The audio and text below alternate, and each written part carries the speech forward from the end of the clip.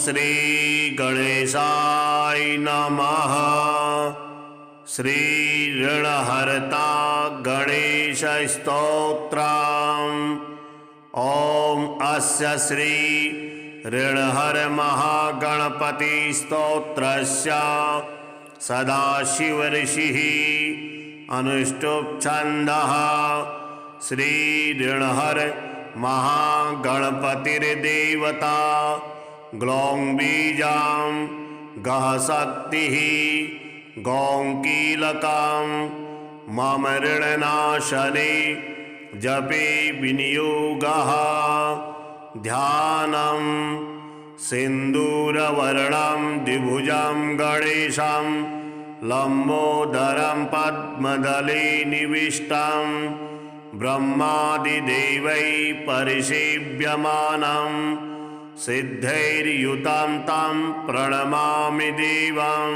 सृष्ट्यादौ ब्रह्मणा सम्यक् पूजितः फलसिद्धये सदैव पार्वतीपुत्रः ऋणनाशं करोतु मे। त्रिपुरस्य वधात् पूर्वं शम्भुना सम्यगर्चितः सदैव पार्वतीपुत्रः ऋणनाशं करोतु मे। हिरण्यकश्यपादीनां वधार्थे विष्णुनार्चितः सदैव पार्वतीपुत्रः ऋणनाशं करोतु मे। महिषस्य वधे देव्या गणनाथः प्रपूजितः सदैव पार्वतीपुत्रः ऋणनाशं करोतु मे। तारकस्य वधात् पूर्वं कुमारेण प्रपूजितः सदैव पार्वतीपुत्रः ऋणनाशं करोतु मे। भास्करेण गणेशो हि पूजितस्य स्वसिद्धये सदैव पार्वतीपुत्रः ऋणनाशं करोतु मे। शशिनां कान्तिवृद्ध्यर्थं पूजितो गणनायकः सदैव पार्वतीपुत्रः ऋणनाशं करोतु मे। पालनाय च तपसां विश्वामित्रेण पूजितः सदैव पार्वतीपुत्रः ऋणनाशं करोतु मे। इदं ऋणहरं स्तोत्रं तीव्रदारिद्र्यनाशनम् एकवारं पठे नित्यं वर्षमेकं समाहितः। दारिद्र्यं दारुणं त्यक्त्वा कुबेरशमतां व्रजेत्। पठन्त्योऽयं महामन्त्रः सार्धपञ्चदशाक्षरः। ॐ गणेश ऋणं छिन्धि वरेण्यां हुं नमः फट्। इमं मन्त्रं पठेदन्ते ततश्च शुचिभावनः। एकविंशतिसङ्ख्याभिः पुरश्चरणमीरितं सहस्रावर्तनात् सम्यक् षण्मासं प्रियतां व्रजेत्। बृहस्पतिसमो ज्ञाने धने धनपतिर्भवेत्। अस्यैवायुधसङ्ख्याभिः पुरश्चरणमीरितं लक्षमावर्तनात् सम्यक् वाञ्छितं फलमवाप्नुयात्। भूतप्रेतपिशाचानां नाशनं स्मृतिमात्रतः। सृष्ट्यादौ ब्रह्मणा सम्यक् पूजितः फलसिद्धये सदैव पार्वतीपुत्रः ऋणनाशं करोतु मे। त्रिपुरस्य वधात् पूर्वं शम्भुना सम्यगर्चितः सदैव पार्वतीपुत्रः ऋणनाशं करोतु मे। हिरण्यकश्यपादीनां वधार्थे विष्णुनार्चितः सदैव पार्वतीपुत्रः ऋणनाशं करोतु मे। महिषस्य वधे देव्या गणनाथः प्रपूजितः सदैव पार्वतीपुत्रः ऋणनाशं करोतु मे। तारकस्य वधात् पूर्वं कुमारेण प्रपूजितः सदैव पार्वतीपुत्रः ऋणनाशं करोतु मे। भास्करेण गणेशो हि पूजितस्य स्वसिद्धये सदैव पार्वतीपुत्रः ऋणनाशं करोतु मे। शशिनां कान्तिवृद्ध्यर्थं पूजितो गणनायकः सदैव पार्वतीपुत्रः ऋणनाशं करोतु मे। पालनाय च तपसां विश्वामित्रेण पूजितः सदैव पार्वतीपुत्रः ऋणनाशं करोतु मे। इदं ऋणहरं स्तोत्रं तीव्रदारिद्र्यनाशनम् एकवारं पठे नित्यं वर्षमेकं समाहितः। दारिद्र्यं दारुणं त्यक्त्वा कुबेरशमतां व्रजेत्। पठन्त्योऽयं महामन्त्रः सार्धपञ्चदशाक्षरः। ॐ गणेश ऋणं छिन्धि वरेण्यां हुं नमः फट्। इमं मन्त्रं पठेदन्ते ततश्च शुचिभावनः। 21 संख्याभिः पुरश्चरणमीरितं सहस्रावर्तनात् सम्यक् षण्मासं प्रियतां व्रजेत्। बृहस्पतिसमो ज्ञाने धने धनपतिर्भवेत्। अस्यैवायुधसंख्याभिः पुरश्चरणमीरितं लक्षमावर्तनात् सम्यक् वाञ्छितं फलमवाप्नुयात्। भूतप्रेतपिशाचानां नाशनं स्मृतिमात्रतः। सृष्ट्यादौ ब्रह्मणा सम्यक् पूजितः फलसिद्धये सदैव पार्वतीपुत्रः ऋणनाशं करोतु मे। त्रिपुरस्य वधात् पूर्वं शम्भुना सम्यगर्चितः सदैव पार्वतीपुत्रः ऋणनाशं करोतु मे। हिरण्यकश्यपादीनां वधार्थे विष्णुनार्चितः सदैव पार्वतीपुत्रः ऋणनाशं करोतु मे। महिषस्य वधे देव्या गणनाथः प्रपूजितः सदैव पार्वतीपुत्रः ऋणनाशं करोतु मे।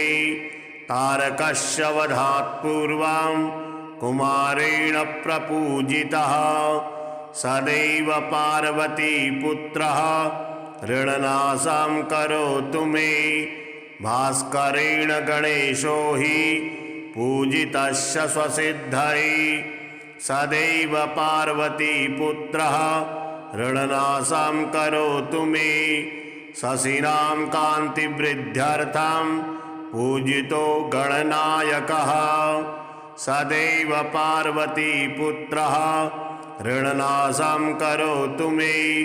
पालनाय च तपसां विश्वामित्रेण पूजितः सदैव पार्वतीपुत्रः ऋणनाशं करोतु मे।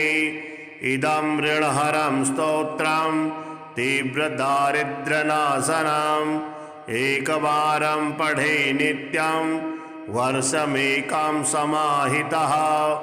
दारिद्र्यं दारुणं त्यक्त्वा कुबेरशमतां व्रजेत्। पठन्त्योऽयं महामन्त्रः सार्धपञ्चदशाक्षरः। ॐ गणेश ऋणं छिन्धि वरेण्यां हुं नमः फट्। इमं मन्त्रं पठेदन्ते ततश्च शुचिभावनः। 21 संख्याभिः पुरश्चरणमीरितं सहस्रावर्तनात् सम्यक् षण्मासं प्रियतां व्रजेत्। बृहस्पतिसमो ज्ञाने धने धनपतिर्भवेत्। अस्यैवायुधसंख्याभिः पुरश्चरणमीरितं लक्षमावर्तनात् सम्यक् वाञ्छितं फलमवाप्नुयात्। भूतप्रेतपिशाचानां नाशनं स्मृतिमात्रतः सृष्ट्यादौ ब्रह्मणा सम्यक् पूजितः फलसिद्धये सदैव पार्वती पुत्रः ऋणनाशं करोतु मे त्रिपुरस्य वधात् पूर्वं शम्भुना सम्यगर्चितः सदैव पार्वती पुत्रः ऋणनाशं करोतु मे हिरण्यकश्यपादीनां वधार्थे विष्णुनार्चितः सदैव पार्वती पुत्रः ऋणनाशं करोतु मे महिषस्य वधे देव्या गणनाथः प्रपूजितः सदैव पार्वती पुत्रः ऋणनाशं करोतु मे तारकस्य वधात् पूर्वं कुमारेण प्रपूजितः सदैव पार्वती पुत्रः ऋणनाशं करोतु मे भास्करेण गणेशो हि पूजितस्य स्वसिद्धये सदैव पार्वती पुत्रः ऋणनाशं करोतु मे शशिनां कान्तिवृद्ध्यर्थं पूजितो गणनायकः सदैव पार्वती पुत्रः ऋणनाशं करोतु मे पालनाय च तपसां विश्वामित्रेण पूजितः सदैव पार्वती पुत्रः ऋणनाशं करोतु मे इदं ऋणहरं स्तोत्रं तीव्रदारिद्र्यनाशनम् एकवारं पठे नित्यं वर्षमेकं समाहितः दारिद्र्यं दारुणं त्यक्त्वा कुबेरशमतां व्रजेत् पठन्त्योऽयं महामन्त्रः सार्धपञ्चदशाक्षरः ॐ गणेश ऋणं छिन्धि वरेण्यां हुं नमः फट् इमं मन्त्रं पठेदन्ते ततश्च शुचिभावनः एकविंशतिसङ्ख्याभिः पुरश्चरणमीरितं सहस्रावर्तनात् सम्यक् षण्मासं प्रियतां व्रजेत् बृहस्पतिसमो ज्ञाने धने धनपतिर्भवेत् अस्यैवायुधसङ्ख्याभिः पुरश्चरणमीरितं लक्षमावर्तनात् सम्यक् वाञ्छितं फलमवाप्नुयात् भूतप्रेतपिशाचानां नाशनं स्मृतिमात्रतः सृष्ट्यादौ ब्रह्मणा सम्यक् पूजितः फलसिद्धये सदैव पार्वती पुत्रः ऋणनाशं करोतु मे त्रिपुरस्य वधात् पूर्वं शम्भुना सम्यगर्चितः सदैव पार्वती पुत्रः ऋणनाशं करोतु मे हिरण्यकश्यपादीनां वधार्थे विष्णुनार्चितः सदैव पार्वती पुत्रः ऋणनाशं करोतु मे महिषस्य वधे देव्या गणनाथः प्रपूजितः सदैव पार्वती पुत्रः ऋणनाशं करोतु मे तारकस्य वधात् पूर्वं कुमारेण प्रपूजितः सदैव पार्वती पुत्रः ऋणनाशं करोतु मे भास्करेण गणेशो हि पूजितस्य स्वसिद्धये सदैव पार्वती पुत्रः ऋणनाशं करोतु मे शशिनां कान्तिवृद्ध्यर्थं पूजितो गणनायकः सदैव पार्वती पुत्रः ऋणनाशं करोतु मे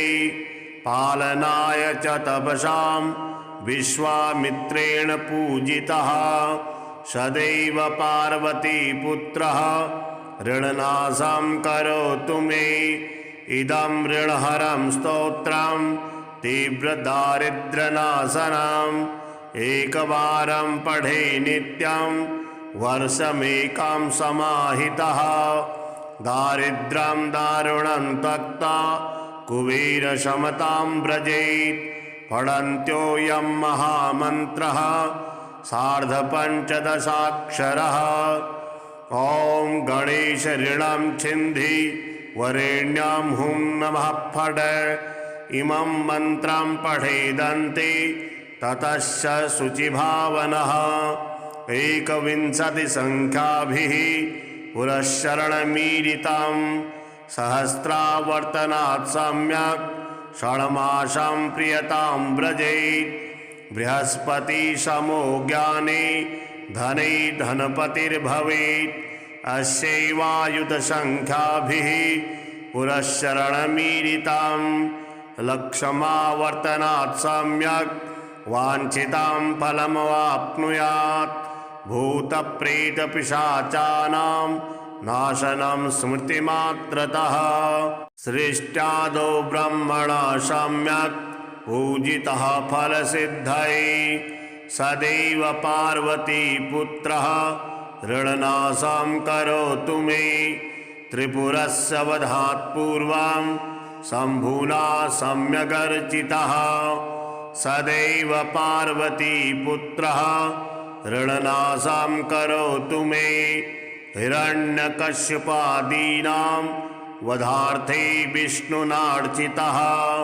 सदैव पार्वतीपुत्रः ऋणनाशं करोतु मे। महिषस्य वधे देव्या गणनाथः प्रपूजितः। सदैव पार्वतीपुत्रः ऋणनाशं करोतु मे। तारकस्य वधात् पूर्वं कुमारेण प्रपूजितः। सदैव पार्वतीपुत्रः ऋणनाशं करोतु मे। भास्करेण गणेशो हि पूजितस्य स्वसिद्धये। सदैव पार्वतीपुत्रः ऋणनाशं करोतु मे। शशिनां कान्तिवृद्ध्यर्थं पूजितो गणनायकः। सदैव पार्वतीपुत्रः ऋणनाशं करोतु मे। पालनाय च तपसां विश्वामित्रेण पूजितः। सदैव पार्वतीपुत्रः ऋणनाशं करोतु मे। इदं ऋणहरं स्तोत्रं तीव्रदारिद्र्यनाशनम् एकवारं पठे नित्यं वर्षमेकं समाहितः। दारिद्र्यं दारुणं त्यक्त्वा कुबेरशमतां व्रजेत्। पठन्त्योऽयं महामन्त्रः सार्धपञ्चदशाक्षरः। ॐ गणेश ऋणं छिन्धि वरेण्यां हुं नमः फट्। इमं मन्त्रं पठेदन्ते ततश्च शुचिभावनः। एकविंशतिसङ्ख्याभिः पुरःशरणमीरितं सहस्रावर्तनात् सम्यक् षण्मासं प्रियतां व्रजेत्। बृहस्पतिसमो ज्ञाने धने धनपतिर्भवेत्। अस्यैवायुधसङ्ख्याभिः पुरःशरणमीरितं लक्षमावर्तनात् सम्यक् वाञ्छितां फलमवाप्नुयात्। भूतप्रेतपिशाचानां नाशनं स्मृतिमात्रतः। सृष्ट्यादौ ब्रह्मणा सम्यक् पूजितः फलसिद्धये। सदैव पार्वतीपुत्रः ऋणनाशं करोतु मे। त्रिपुरस्य वधात् पूर्वं शम्भुना सम्यगर्चितः। सदैव पार्वतीपुत्रः ऋणनाशं करोतु मे। हिरण्यकश्यपादीनां वधार्थे विष्णुनार्चितः। सदैव पार्वतीपुत्रः ऋणनाशं करोतु मे। महिषस्य वधे देव्या गणनाथः प्रपूजितः। सदैव पार्वतीपुत्रः ऋणनाशं करोतु मे। तारकस्य वधात् पूर्वं कुमारेण प्रपूजितः। सदैव पार्वतीपुत्रः ऋणनाशं करोतु मे।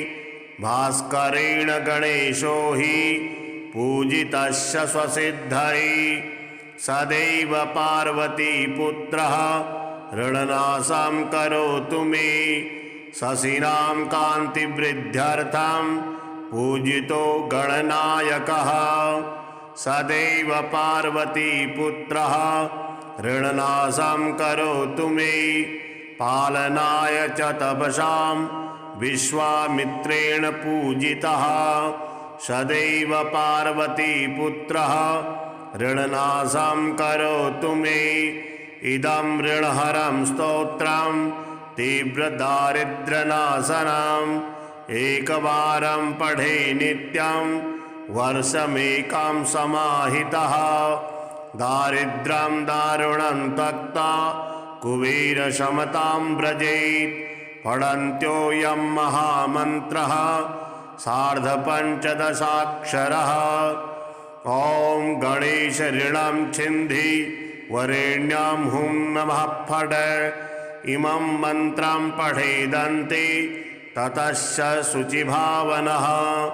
21 संख्याभिः पुरश्चरणमीरितं सहस्रावर्तनात् सम्यक् षण्मासं प्रियतां व्रजेत्।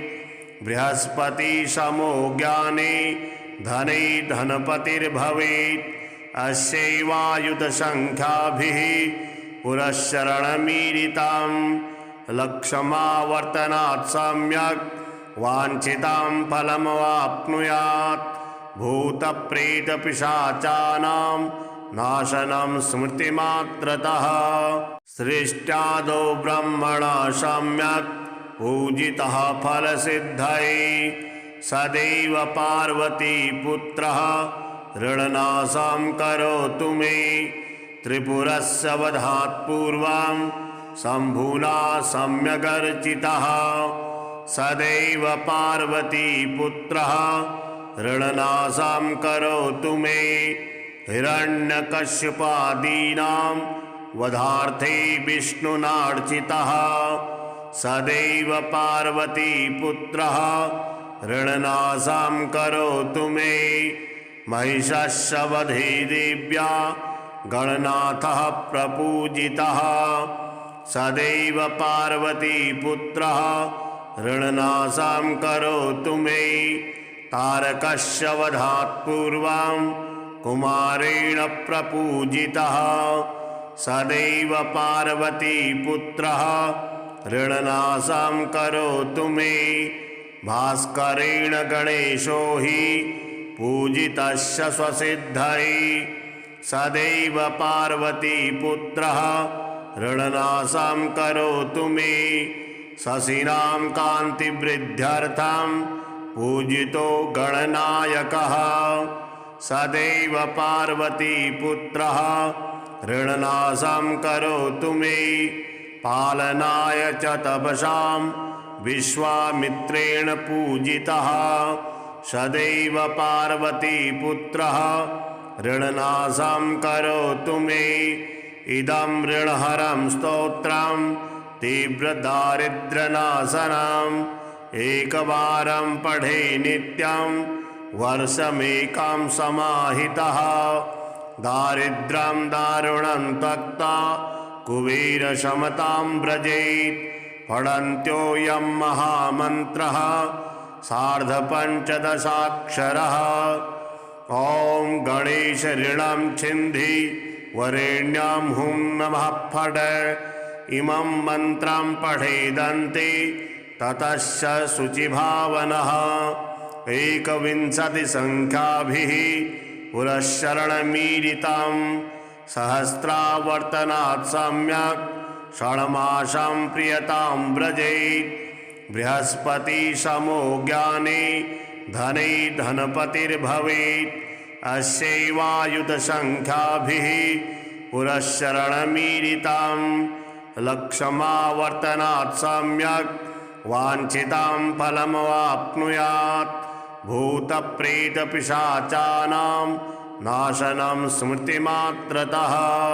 सृष्ट्यादौ ब्रह्मणा सम्यक् पूजितः फलसिद्धये सदैव पार्वतीपुत्रः ऋणनाशं करोतु मे त्रिपुरस्य वधात् पूर्वं शम्भुना सम्यगर्चितः सदैव पार्वतीपुत्रः ऋणनाशं करोतु मे हिरण्यकश्यपादीनां वधार्थे विष्णुनार्चितः सदैव पार्वतीपुत्रः ऋणनाशं करोतु मे महिषस्य वधे देव्या गणनाथः प्रपूजितः सदैव पार्वतीपुत्रः ऋणनाशं करोतु मे तारकस्य वधात् पूर्वं कुमारेण प्रपूजितः सदैव पार्वतीपुत्रः ऋणनाशं करोतु मे भास्करेण गणेशो हि पूजितस्य स्वसिद्धये सदैव पार्वतीपुत्रः ऋणनाशं करोतु मे शशिनां कान्तिवृद्ध्यर्थं पूजितो गणनायकः सदैव पार्वतीपुत्रः ऋणनाशं करोतु मे पालनाय च तपसां विश्वामित्रेण पूजितः सदैव पार्वतीपुत्रः ऋणनाशं करोतु मे इदं ऋणहरं स्तोत्रं तीव्रदारिद्र्यनाशनम् एकवारं पठे नित्यं वर्षमेकं समाहितः दारिद्र्यं दारुणं त्यक्त्वा कुबेरशमतां व्रजेत् पठन्त्योऽयं महामन्त्रः सार्धपञ्चदशाक्षरः ॐ गणेश ऋणं छिन्धि वरेण्यां हुं नमः फट् इमं मन्त्रं पठेदन्ते ततश्च शुचिभावनः एकविंशतिसङ्ख्याभिः पुरश्चरणमीरितं सहस्रावर्तनात् सम्यक् षण्मासं प्रियतां व्रजेत् बृहस्पतिसमो ज्ञाने धने धनपतिर्भवेत् अस्यैवायुधसङ्ख्याभिः पुरश्चरणमीरितं लक्षमावर्तनात् सम्यक् वाञ्छितं फलमवाप्नुयात् भूतप्रेतपिशाचानां नाशनं स्मृतिमात्रतः सृष्ट्यादौ ब्रह्मणा सम्यक् पूजितः फलसिद्धये सदैव पार्वतीपुत्रः ऋणनाशं करोतु मे त्रिपुरस्य वधात् पूर्वं शम्भुना सम्यगर्चितः सदैव पार्वतीपुत्रः ऋणनाशं करोतु मे हिरण्यकश्यपादीनां वधार्थे विष्णुनार्चितः सदैव पार्वतीपुत्रः ऋणनाशं करोतु मे महिषस्य वधे देव्या गणनाथः प्रपूजितः सदैव पार्वतीपुत्रः ऋणनाशं करोतु मे तारकस्य वधात् पूर्वं कुमारेण प्रपूजितः सदैव पार्वतीपुत्रः ऋणनाशं करोतु मे भास्करेण गणेशो हि पूजितस्य स्वसिद्धये सदैव पार्वतीपुत्रः ऋणनाशं करोतु मे शशिनां कान्तिवृद्ध्यर्थं पूजितो गणनायकः सदैव पार्वतीपुत्रः ऋणनाशं करोतु मे पालनाय च तपसां विश्वामित्रेण पूजितः सदैव पार्वतीपुत्रः ऋणनाशं करोतु मे इदं ऋणहरं स्तोत्रं तीव्रदारिद्र्यनाशनम् एकवारं पठे नित्यं वर्षमेकं समाहितः दारिद्र्यं दारुणं त्यक्त्वा कुबेरशमतां व्रजेत् पठन्त्योऽयं महामन्त्रः सार्धपञ्चदशाक्षरः। ॐ गणेश ऋणं छिन्धि वरेण्यां हुं नमः फट्। इमं मन्त्रं पठेदन्ते ततश्च शुचिभावनः। एकविंशतिसङ्ख्याभिः पुरश्चरणमीरितं सहस्रावर्तनात् सम्यक् षण्मासं प्रियतां व्रजेत्। बृहस्पतिसमो ज्ञाने धने धनपतिर्भवेत्। अस्यैवायुधसङ्ख्याभिः पुरश्चरणमीरितं लक्षमावर्तनात् सम्यक् वाञ्छितं फलमवाप्नुयात्। भूतप्रेतपिशाचानां नाशनं स्मृतिमात्रतः। सृष्ट्यादौ ब्रह्मणा सम्यक् पूजितः फलसिद्धये। सदैव पार्वतीपुत्रः ऋणनाशं करोतु मे। त्रिपुरस्य वधात् पूर्वं शम्भुना सम्यगर्चितः। सदैव पार्वतीपुत्रः ऋणनाशं करोतु मे। हिरण्यकश्यपादीनां वधार्थे विष्णुनार्चितः। सदैव पार्वतीपुत्रः ऋणनाशं करोतु मे। महिषस्य वधे देव्या गणनाथः प्रपूजितः। सदैव पार्वतीपुत्रः ऋणनाशं करोतु मे। तारकस्य वधात् पूर्वं कुमारेण प्रपूजितः। सदैव पार्वतीपुत्रः ऋणनाशं करोतु मे। भास्करेण गणेशो हि पूजितस्य स्वसिद्धये। सदैव पार्वतीपुत्रः ऋणनाशं करोतु मे। शशिनां कान्तिवृद्ध्यर्थं पूजितो गणनायकः। सदैव पार्वतीपुत्रः ऋणनाशं करोतु मे। पालनाय च तपसां विश्वामित्रेण पूजितः। सदैव पार्वतीपुत्रः ऋणनाशं करोतु मे। इदं ऋणहरं स्तोत्रं तीव्रदारिद्र्यनाशनम् एकवारं पठे नित्यं वर्षमेकं समाहितः। दारिद्र्यं दारुणं त्यक्त्वा कुबेरशमतां व्रजेत्। पठन्त्योऽयं महामन्त्रः सार्धपञ्चदशाक्षरः। ॐ गणेश ऋणं छिन्धि वरेण्यां हुं नमः फट्। इमं मन्त्रं पठेदन्ते ततश्च शुचिभावनः। एकविंशतिसङ्ख्याभिः पुरश्चरणमीरितं सहस्रावर्तनात् सम्यक् षण्मासं प्रियतां व्रजेत्। बृहस्पतिसमो ज्ञाने धने धनपतिर्भवेत्। अस्यैवायुधसङ्ख्याभिः पुरश्चरणमीरितं लक्षमावर्तनात् सम्यक् वाञ्छितं फलमवाप्नुयात्। भूतप्रेतपिशाचानां नाशनं स्मृतिमात्रतः। सृष्ट्यादौ ब्रह्मणा सम्यक् पूजितः फलसिद्धये। सदैव पार्वतीपुत्रः ऋणनाशं करोतु मे।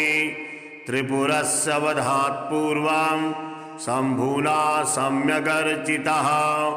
सदैव पार्वतीपुत्रः ऋणनाशं करोतु मे। हिरण्यकश्यपादीनां वधार्थे विष्णुनार्चितः। सदैव पार्वतीपुत्रः ऋणनाशं करोतु मे। महिषस्य वधे देव्या गणनाथः प्रपूजितः। सदैव पार्वतीपुत्रः ऋणनाशं करोतु मे। तारकस्य वधात् पूर्वं कुमारेण प्रपूजितः। सदैव पार्वतीपुत्रः ऋणनाशं करोतु मे। भास्करेण गणेशो हि पूजितस्य स्वसिद्धये सदैव पार्वतीपुत्रः ऋणनाशं करोतु मे। शशिनां कान्तिवृद्ध्यर्थं पूजितो गणनायकः सदैव पार्वतीपुत्रः ऋणनाशं करोतु मे। पालनाय च तपसां विश्वामित्रेण पूजितः सदैव पार्वतीपुत्रः ऋणनाशं करोतु मे। इदं ऋणहरं स्तोत्रं तीव्रदारिद्र्यनाशनम् एकवारं पठे नित्यं वर्षमेकं समाहितः। दारिद्र्यं दारुणं त्यक्त्वा कुबेरशमतां व्रजेत्। पठन्त्योऽयं महामन्त्रः सार्धपञ्चदशाक्षरः। ॐ गणेश ऋणं छिन्धि वरेण्यां हुं नमः फट्। इमं मन्त्रं पठेदन्ते ततश्च शुचिभावनः। 21 संख्याभिः पुरश्चरणमीरितं सहस्रावर्तनात् सम्यक् षण्मासं प्रियतां व्रजेत्। बृहस्पतिसमो ज्ञाने धने धनपतिर्भवेत्। अस्यैवायुधसंख्याभिः पुरश्चरणमीरितं लक्षमावर्तनात् सम्यक् वाञ्छितां फलमवाप्नुयात्। भूतप्रेतपिशाचानां नाशनं स्मृतिमात्रतः। सृष्ट्यादौ ब्रह्मणा सम्यक् पूजितः फलसिद्धये सदैव पार्वतीपुत्रः ऋणनाशं करोतु मे। त्रिपुरस्य वधात् पूर्वं शम्भुना सम्यगर्चितः सदैव पार्वतीपुत्रः ऋणनाशं करोतु मे। हिरण्यकश्यपादीनां वधार्थे विष्णुनार्चितः सदैव पार्वतीपुत्रः ऋणनाशं करोतु मे। महिषस्य वधे देव्या गणनाथः प्रपूजितः सदैव पार्वतीपुत्रः ऋणनाशं करोतु मे। तारकस्य वधात् पूर्वं कुमारेण प्रपूजितः सदैव पार्वतीपुत्रः ऋणनाशं करोतु मे। भास्करेण गणेशो हि पूजितस्य स्वसिद्धये सदैव पार्वतीपुत्रः ऋणनाशं करोतु मे। शशिनां कान्तिवृद्ध्यर्थं पूजितो गणनायकः सदैव पार्वतीपुत्रः ऋणनाशं करोतु मे। पालनाय च तपसां विश्वामित्रेण पूजितः सदैव पार्वतीपुत्रः ऋणनाशं करोतु मे। इदं ऋणहरं स्तोत्रं तीव्रदारिद्र्यनाशनम् एकवारं पठे नित्यं वर्षमेकं समाहितः। दारिद्र्यं दारुणं त्यक्त्वा कुबेरशमतां व्रजेत्। पठन्त्योऽयं महामन्त्रः सार्धपञ्चदशाक्षरः। ॐ गणेश ऋणं छिन्धि वरेण्यां हुं नमः फट्। इमं मन्त्रं पठेदन्ते ततश्च शुचिभावनः। 21 संख्याभिः पुरश्चरणमीरितं सहस्रावर्तनात् सम्यक् षण्मासं प्रियतां व्रजेत्। बृहस्पतिसमो ज्ञाने धने धनपतिर्भवेत्। अस्यैवायुधसंख्याभिः पुरश्चरणमीरितं लक्षमावर्तनात् सम्यक् वाञ्छितां फलमवाप्नुयात्। भूतप्रेतपिशाचानां नाशनं स्मृतिमात्रतः। सृष्ट्यादौ ब्रह्मणा सम्यक् पूजितः फलसिद्धये सदैव पार्वतीपुत्रः ऋणनाशं करोतु मे त्रिपुरस्य वधात् पूर्वं शम्भुना सम्यगर्चितः सदैव पार्वतीपुत्रः ऋणनाशं करोतु मे हिरण्यकश्यपादीनां वधार्थे विष्णुनार्चितः सदैव पार्वतीपुत्रः ऋणनाशं करोतु मे महिषस्य वधे देव्या गणनाथः प्रपूजितः सदैव पार्वतीपुत्रः ऋणनाशं करोतु मे तारकस्य वधात् पूर्वं कुमारेण प्रपूजितः सदैव पार्वतीपुत्रः ऋणनाशं करोतु मे भास्करेण गणेशो हि पूजितस्य स्वसिद्धये सदैव पार्वतीपुत्रः ऋणनाशं करोतु मे शशिनां कान्तिवृद्ध्यर्थं पूजितो गणनायकः सदैव पार्वतीपुत्रः ऋणनाशं करोतु मे पालनाय च तपसां विश्वामित्रेण पूजितः सदैव पार्वतीपुत्रः ऋणनाशं करोतु मे इदं ऋणहरं स्तोत्रं तीव्रदारिद्र्यनाशनम् एकवारं पठे नित्यं वर्षमेकं समाहितः दारिद्र्यं दारुणं त्यक्त्वा कुबेरशमतां व्रजेत् पठन्त्योऽयं महामन्त्रः सार्धपञ्चदशाक्षरः ॐ गणेश ऋणं छिन्धि वरेण्यां हुं नमः फट् इमं मन्त्रं पठेदन्ते ततश्च शुचिभावनः एकविंशतिसङ्ख्याभिः पुरश्चरणमीरितं सहस्रावर्तनात् सम्यक् षण्मासं प्रियतां व्रजेत् बृहस्पतिसमो ज्ञाने धने धनपतिर्भवेत् अस्यैवायुधसङ्ख्याभिः पुरश्चरणमीरितं लक्षमावर्तनात् सम्यक् वाञ्छितं फलमवाप्नुयात् भूतप्रेतपिशाचानां नाशनं स्मृतिमात्रतः सृष्ट्यादौ ब्रह्मणा सम्यक् पूजितः फलसिद्धये सदैव पार्वतीपुत्रः ऋणनाशं करोतु मे त्रिपुरस्य वधात् पूर्वं शम्भुना सम्यगर्चितः सदैव पार्वतीपुत्रः ऋणनाशं करोतु मे हिरण्यकश्यपादीनां वधार्थे विष्णुनार्चितः सदैव पार्वतीपुत्रः ऋणनाशं करोतु मे महिषस्य वधे देव्या गणनाथः प्रपूजितः सदैव पार्वतीपुत्रः ऋणनाशं करोतु मे तारकस्य वधात् पूर्वं कुमारेण प्रपूजितः सदैव पार्वतीपुत्रः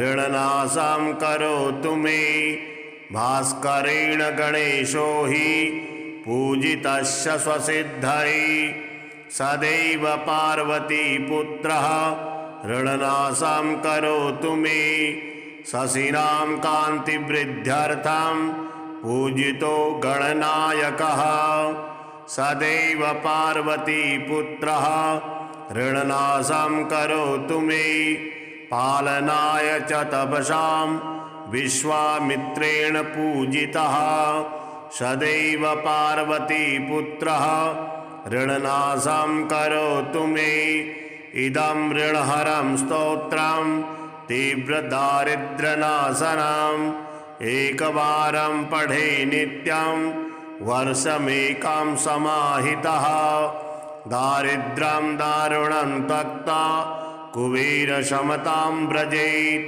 पठन्त्योऽयं महामन्त्रः सार्धपञ्चदशाक्षरः। ॐ गणेश ऋणं छिन्धि वरेण्यां हुं नमः फट्।